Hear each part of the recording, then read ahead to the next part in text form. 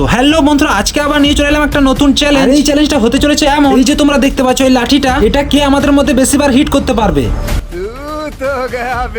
তো এই চ্যালেঞ্জের প্রথম প্লেয়ার আমাদের চলে এসেছে দীপক। দেখি এ আমাদের কতবার হিট করতে পারে। আর হ্যাঁ, প্রত্যেক প্লেয়ারকে 3টে করে শট দেওয়া হবে। প্রথমবারে তো হিট করতে পারলো না আমাদের দীপক, দেখি দ্বিতীয় শুটে কি করতে পারে।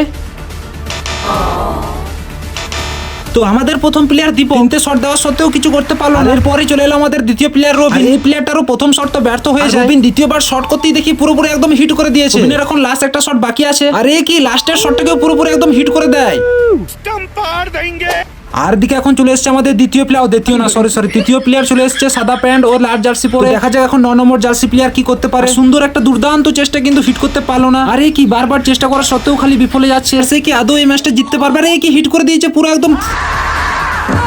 তো এখন আমাদের চলে এসেছে 4র্থ নম্বর প্লেয়ার, মানে বলতে পারো লাস্ট প্লেয়ার। এই প্লেয়ারটার নামটা হচ্ছে সুনীল। দেখি এখন এই প্লেয়ারটা কি করতে পারে। তো সুনীল আমাদের প্রথম শট মারি দিয়েছেন, কিন্তু আর হলো না প্রথম শটে। দ্বিতীয় শট মারতেই দেখি বল ছুটতে গিয়ে একদম লাঠির মাঝখানে হিট করে দেয়।